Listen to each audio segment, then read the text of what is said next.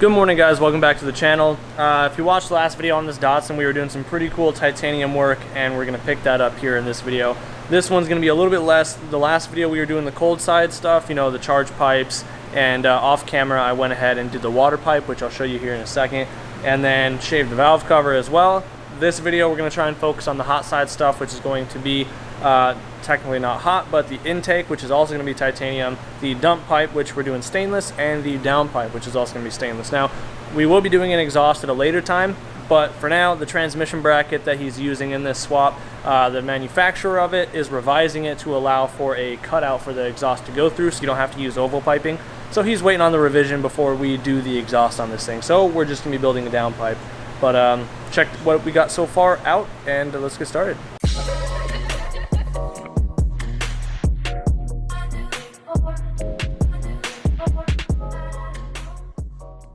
In the last video, we did the intercooler, got that all mounted up. We also got the titanium charge pipes all done up, hot side, and this is the cold side. Nice super sequential blow-off valve. And yeah, modified the intercooler with Alucon aluminum, which is the first time using that stuff. Also modified the radiator to accept -16 bungs top and bottom, because he does have the billet housings front and rear with -16 fitting ports on them. So we went ahead just for not necessarily, you know, needed, but style points, and also because it makes the hose work a little bit easier. We built this water pipe, and I think it looks pretty cool. So we got some -16 fittings on that as well. That way he can just run the hose from here to that port, from that port to that port, instead of having one big old long, you know, clunky hose trying to go all the way around. So for now, we're gonna start with doing some titanium for the intake. So we're doing 4-inch intake on this. I bought these pie cuts off of Ace Race. Now, although Ace Race has great quality, I don't like that these are long radius, and I have a little bit of titanium right there, that big old stick. So I may try and make some pie cuts out of that. I only need to get like a 60-degree cut, but in this case, because the fitting, we're gonna do a 60-degree fitting here going down. There's not much room for a filter, so if I shorten up the pies a little bit, we'll be able to get some straight for the filter to sit on. Now, I could just bead roll this, and the filter will sit on there just fine, I'm sure. But going for a little bit more of an aesthetically pleasing look, I think it might be better with slightly tighter pie cuts than these long radius ones. So I'm going to probably set the saw up for that, cut some pie cuts. It's going to take a while, so I just won't even bother showing you that. And then we can hop into prepping it up. As for the downpipe, today specifically, I can't start it because I don't have my mandrel bends yet. So we'll do that in a later part of the video, but we will do the wastegate downpipe, or dump pipe. So I tried talking him into merging. He wanted the noise. Tried talking him into hood exit because it'd be cool to do a nice teardrop, but he is going to be road racing this car occasionally with NASA, and they do require, you know, it to be vented elsewhere. You can't go out the hood. Rule book says, I don't know why, but you know, I guess they don't want you breathing in carbon monoxide, which whatever. So we're gonna kick it down at the ground. It won't be crazy looking, but should be pretty straightforward. All right, scratch that last remark about the intake. Since we already have these pie cuts here, Alex had the like the styling of like the big old girthy intake right here. So we're just gonna use all the pies, and then it actually shoots us straight over here. So I'll just cut like a 3 or 4 inch section of straight and tack it all up. That'll work. And then with this hose, we're gonna 60-degree it that way anyway, so we'll have the space here. It'll work out, but we do have to go run over to Jeff's shop, and we have to get these things cleaned up on the tubing polisher, because this is more of like a lightly polished finish, whereas I like the raw look. And if you don't know the difference, if you can't visualize it, right here. A lot more you like the brush finish as compared to like shiny. This looks better. And that's what I did over here, so it'll all match. Taking a quick little walking trip over to Jeff's shop to use his tubing polisher, because I don't have one.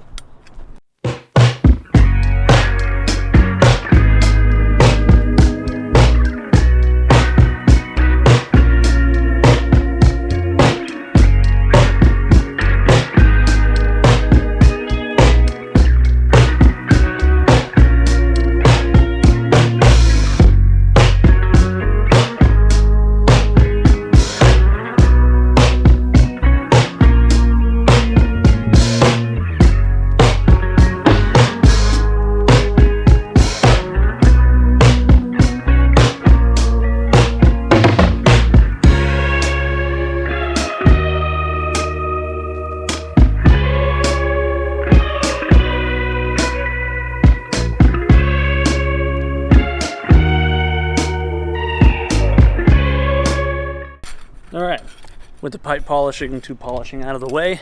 Then we can take these back to my place. I have to grab the other two pieces, the end pieces, and I have to bead roll them. So his bead roller is better. I'm gonna go use his. He has a really nice one. Mine's an Amazon junkie, so I don't like it. His works great. Stupid tripod turn, but yeah. And then once these are all prepped, wipe them down with acetone and get to welding, buddy. If you guys, any of you regular watchers, knew that I went to Tail of the Dragon last year for Classic Hondas on the Dragon, it was my goal to attend this year, but unfortunately money just does not permit because the trip is very expensive. Last year I had a couple sponsors, but everything last year overall was a bit more affordable. Obviously this year our economy is not doing too good, which means people aren't spending as much money, which means my shop has been a bit slower. So even if I were to get fortunate enough to accrue those same sponsors, I don't have enough money for the rest of the trip, you know, like lodging. Last year we got to hook up with a good friend Laura out there and her husband. This year they're camping, so that automatically like taxes on a bunch of money for Airbnb costs. And then plane tickets for my fiance to get out there because she's only able to take the weekend off. But sadly I won't be going to Tail of the Dragon this year, or Classic Hondas on the Dragon. But because I am trying to learn and grow as a small business owner, my good buddy DJ has now helped me set up a SEMA business account. So now I'm a SEMA business member, so I will be attending SEMA for my first time this year, and I'm very excited. I've heard mixed things, you know, it just depends on your attitude and what you're there for, on what you see. But at least on the business owner perspective, I'm excited to meet industry people and to just pick people's brains. So if you guys are going to SEMA, let me know. It's gonna be cool. I'd love to meet any of you guys. But anyways, these pie cuts, these are all prepped, just acetoned them, wiped them down, so let's get these things tacked together.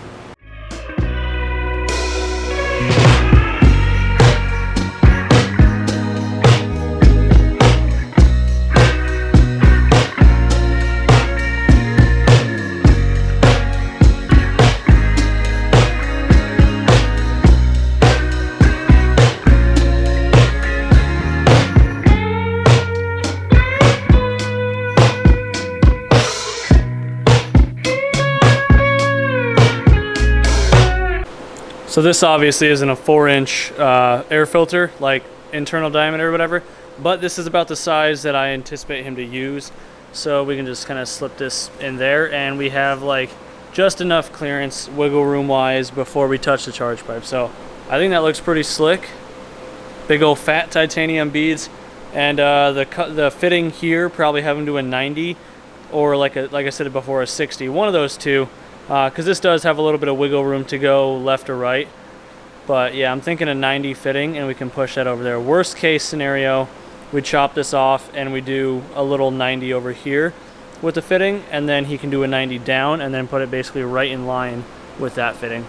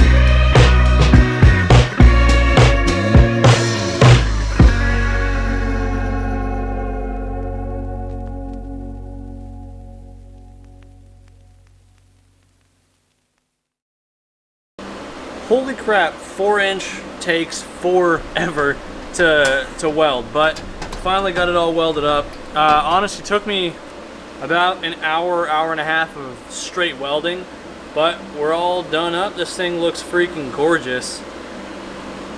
I love titanium, dude. It's really tedious to work with on the welding side because of how sticky it is, but once you kind of get in the groove, like, it's so nice. Let's put this on the car, see what it looks like. Just look at how good that looks. Thing is massive. It fits in there really good though, so I'm really hoping that the 60-degree fitting clears this. But again, worst case, we can kind of clock this around a little bit differently if we need to. Or worst case, remake another one and I can sell this to somebody else or something. But it looks freaking great. I'm very stoked on it. And the owner is too. I sent him some photos. He's like, oh my gosh. But yeah, that's basically it. So now I'm gonna go ahead and take this back out so I can start doing the wastegate stuff down there. Intake being complete gives us, you know, lets us move on to the next step, which is going to be the dunk tube. So this is, I believe, what, 1 3/4. We're using a 44 mil wastegate. So 1 3/4. We got a 90. We got a 45, and the flange is already on the wastegate with the clamp right here. Yeah, like I said, we're just doing open dump, so this one's going to be super easy. So pretty much all I'm thinking is slap this Johnny. I mean, obviously shorten it, modify it, and then honestly, I might even just leave this 45 and just cut the leg and save the 45 for another project, and then just straight up use the 90 that I have, because the 90 has a very, very short leg. Technically, they call this no leg, but a very short leg. And then that'll let me kick it down. Yeah, so I'll probably just cut the legs off this 45 and you just use the straights and make that go down. Decided to change my mind a little bit. Instead of putting it way out because it looked a little funky, we're just tucking it in. Basically just right there. So, easy, simple, nice little angle cut on the end there. So I'm gonna just go ahead, purge it up, weld it out, slap it on. Wastegate, welded, purged. Still kind of hot. Looks good though.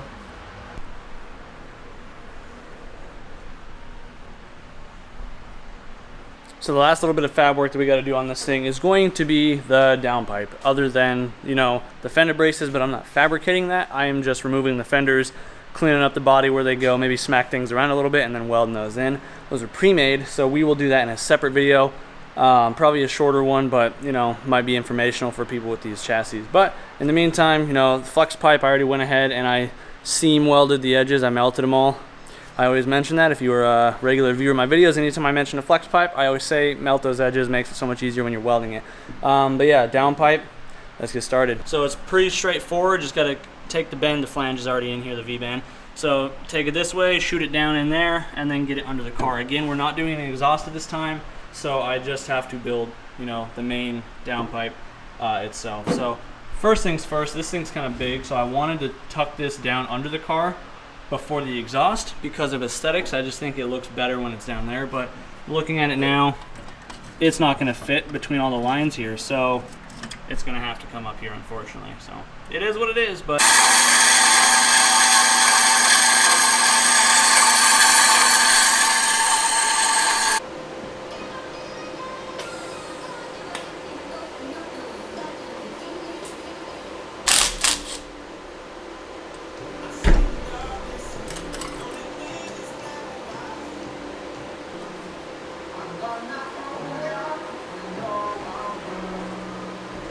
downpipe's coming together pretty good, but I do have to play musical cars because I got to get this thing on the lift so I can do the bottom side because I don't have enough jack stands here. So play musical cars and we'll finish the bottom. But it's looking good so far. Very tight fit down there, but it clears. Downpipe is all tacked up. There's not a whole lot to film in this kind of process because if you've ever built a downpipe before, if you're ever looking to, it is a lot of trial and error, install, take off, install, take off. So I did tack some of this on the car like you guys saw in the one clip, but most of this was just done off the car. And it worked out pretty well. The only gripe, I could have just made this one whole long section, but I didn't want to really waste the extra material into the extra stick that I have. So other than that, that's really my only gripe. Everything else came out pretty slick. So this comes out perfectly spaced in between the transmission and the the frame rail. So I will retest fit this and just give you guys a show really quick, since the car is still on the lift, before we have to move it off the lift to flush his stupid Porsche. All right, top side view for you. Obviously not welded out, but clearance is looking pretty tasty down there. So these lines right here that you can kind of see, those are fuel lines that are cut. He just has to finish removing them. But overall, we got pretty good clearance on both sides, and let me show you underneath. And here we are on the bottom side.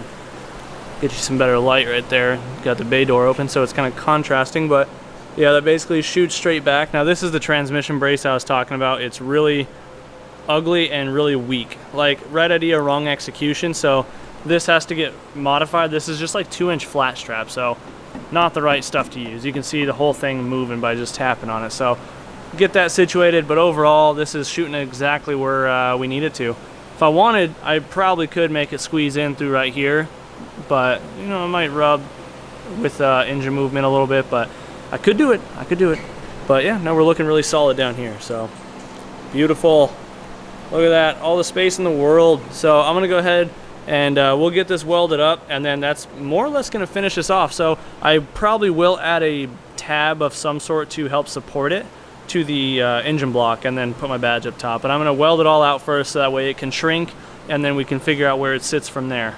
I just welded this downpipe for an hour and 7 minutes straight, no breaks. This stuff really does take forever, but it came out beautiful. Let me show you some close-ups, because some of these welds, now nobody's ever perfect. Some people get really close, and I'm just always trying to get better, but some of these weld joints are just really on par for me. Like, even the flex joint, like flex joints, if you've welded them, they're hard, and that's looking great. Fantastic. Beautiful. So I am very stoked. It's all fully purged out. I just finished welding the V-band, so I'm gonna let this cool off for a bit, and then we'll test fit on the car. I'll mark out for the badge, and I will build a bracket to support it. I did find a bolt hole on the front of the casing there, and just to be safe, just better safe than sorry, having a brace to your downpipe, especially in a top mount setup like this, it's gonna help just keep everything from vibrating and cracking later.